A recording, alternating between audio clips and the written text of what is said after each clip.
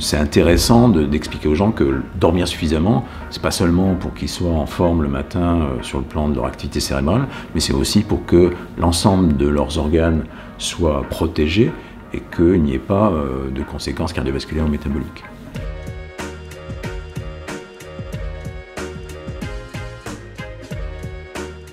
Je m'appelle Patrick Lévy, je suis prof de médecine, je m'occupe de troubles du sommeil depuis plus d'une trentaine d'années et je suis le directeur médical sommeil de BioSerenity.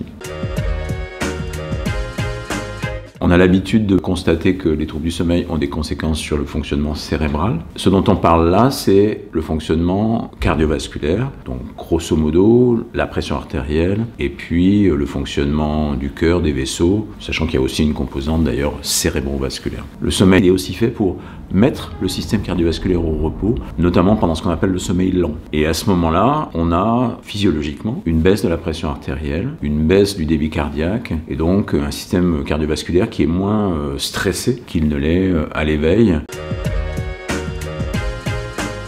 En fait, globalement, tout ce qui va perturber le sommeil est susceptible de perturber le contrôle du système cardiovasculaire. En particulier, d'empêcher la pression artérielle de baisser. Mais c'est vrai que certaines maladies sont plus impactantes, et c'est évidemment le cas, par exemple, des apnées. Les apnées, il y a à la fois cette perturbation du sommeil, un sommeil qui est non continu, qui est fragmenté, etc., et l'effet spécifique, très important, de la baisse de l'oxygène dans le sang. Aujourd'hui, vous venez chez votre cardiologue ou chez votre généraliste, vous avez une hypertension récente. La première cause que vous devez chercher, c'est les apnées. Donc il peut y avoir une hypertension d'autres origines, mais c'est moins fréquent. Les apnées sont aussi responsables de troubles du rythme cardiaque, par exemple la fibrillation auriculaire ou d'autres troubles du rythme. Ils sont aussi responsables d'une plus grande fréquence, ce qu'on appelle l'incidence coronaire, d'incidence cardiaque, et puis il favorise aussi les accidents vasculaires cérébraux, et globalement, ce qui est quand même peut-être le plus important, c'est aussi le fait que les apnées sont responsables d'une surmortalité cardiovasculaire. L'homme de 50 ans chez qui on découvre des apnées, c'est un très bon candidat. Même si on va d'abord le traiter pour ses symptômes, en particulier parce que les apnées entraînent de la somnolence, perturbent la vie relationnelle, font augmenter le risque d'accident de la voie publique. Bon, donc ça, c'est un très bon motif de traitement. Mais malgré tout, l'homme de 50 ans, surtout s'il a d'ailleurs d'autres facteurs de risque cardiovasculaire, traiter les apnées, ça va contribuer à contrôler sa pression artérielle et ça va aller dans le bon sens, de ce point de vue-là. Donc oui, c'est une assez forte incitation au traitement. Les jeunes adultes qui ont des conséquences, par exemple des apnées, souvent, ils ont autre chose. Ils ont une obésité morbide, ils ont un certain nombre d'autres facteurs de risque. L'importance de ces facteurs de risque par rapport à l'âge, on peut intervenir dessus.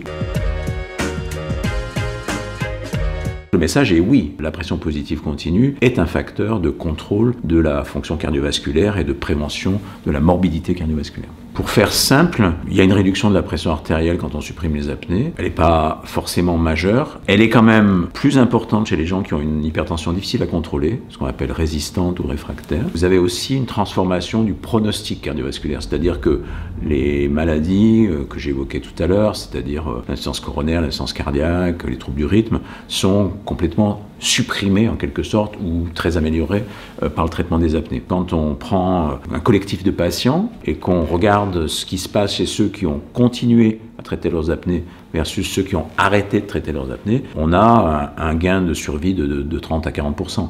Donc il y a quand même quelque chose qui se passe vraiment de ce point de vue-là.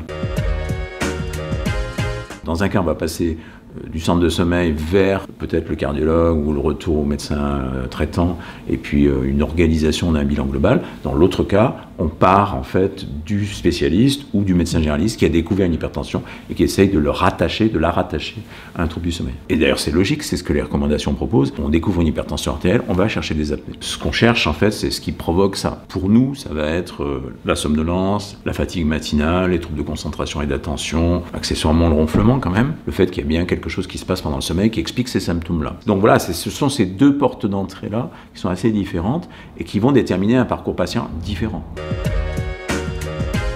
J'ai un trouble du sommeil, en tout cas, voilà, je me réveille la nuit pendant des heures, ça existe depuis des semaines ou des mois. Bon, là, on va devoir consulter. Ou bien, et ça c'est quand même très important de se le rappeler, j'ai des conséquences la journée, perte de vigilance, somnolence, troubles de concentration, etc., dont je peux imaginer qu'ils sont la conséquence de ce qui se passe la nuit. Alors évidemment, c'est au médecin de faire cette identification-là. Aujourd'hui, en fait, les gens le savent. D'ailleurs, intuitivement, on dit aujourd'hui j'ai mal dormi, je suis pas très bien. Bon, ben voilà, si ce malaise, entre guillemets, devient chronique, ou devient fréquent, probablement qu'il faut chercher effectivement quelque chose qui se passe au cours du sommeil, consulter pour ça, et éventuellement avoir un examen polysomnographique. Voilà, donc si vous avez aimé cette vidéo, ben je vous invite à la liker, à la partager avec vos amis et à diffuser ces messages assez simples finalement autour du sommeil et de ses pathologies.